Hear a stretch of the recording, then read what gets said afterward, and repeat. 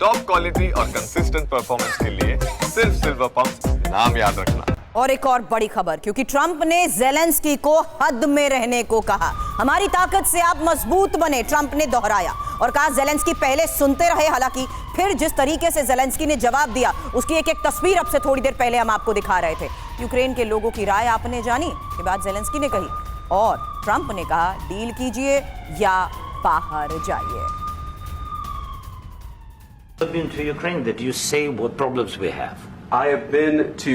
Count one. I've actually watched and seen the stories, and I know what happens is you bring them on a propaganda tour, Mr. President. Do you disagree that you've had problems bringing people into your military? We have problems. And do you think that it's respectful to come to the Oval Office of the United States of America and attack the administration that is trying to prevent the destruction of your country? A lot of questions. Let's start from the beginning. Sure. First of all, during the war, everybody has problems. Even you, but you have nice ocean and don't feel now, but you will feel it in the future. In this Even entire today, meeting, you said thank even you. today. You went to Pennsylvania and campaigned for the opposition in October. Offer some words of appreciation for the United States of America and the president who's trying to save your country. Please, you think that if you will speak very loudly about the war, He's not speaking loudly. He's not speaking loudly. Your country is in big trouble. Can I answer? No, you've done a lot of talking. Your country is in big trouble. I know. You're not winning. You're not winning this.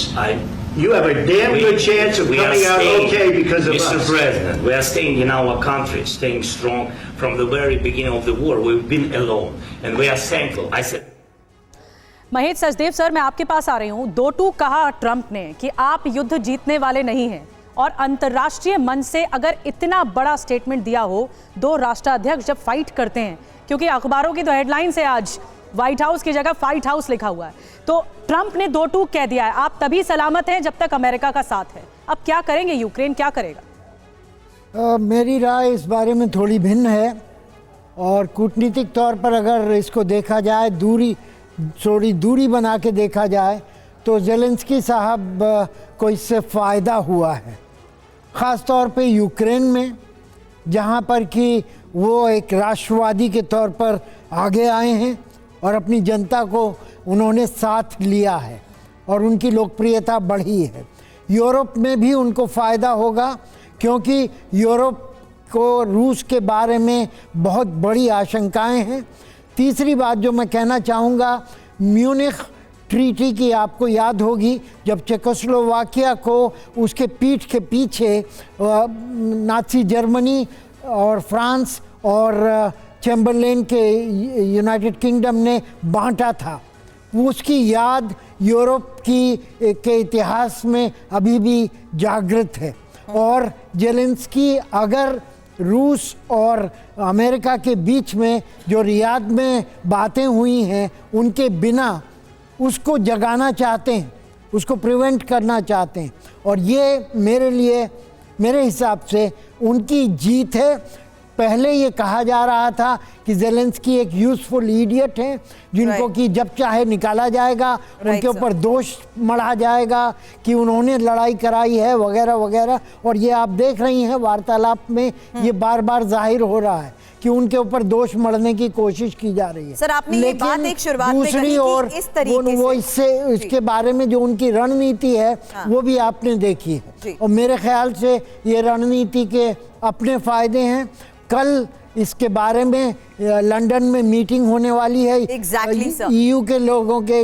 Sir, ये support आपने कहा कि time important है। मनीष, ये सवाल अब मैं आपसे कर रही हूं, जिस लिहाज से इस सिचुएशन के बाद ज़ेलेंस्की को सब सपोर्ट करते हुए, समर्थन करते हुए उनके साथ आ रहे हैं, लेकिन क्या ये साथ युद्ध भूमि में भी होगा? एक बड़ा सवाल, क्योंकि अगर यही सहयोग, चाहे वो ब्रिटेन का हो, चाहे वो यूरोपीय देशों का हो, यही सहयोग, क्या रूस वर्सेस नेटो, रूस वर्सेस यूरोप, रूस वर्सेस ब्रिटेन, या is it going to be versus America then?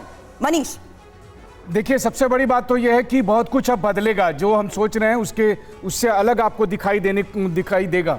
मुझे खुद भी यकीन नहीं हो रहा है कि ये वही कमरा है, ये वही ऑफिस है जहां 2 हफ्ते पहले खुद मैं मौजूद था, जहां ट्रंप और ज़ेलेंस्की इस तरह से लड़ रहे हैं। देखिए, ट्रंप का ऑफिस, ट्रंप का घर, ट्रंप का देश, ट्रंप की सारी व्यवस्था होने के बावजूद ज़ेलेंस्की को ये पता था कि अगर वो प्यार से गले भी मिलेंगे तब भी उनका अंजाम क्या होगा।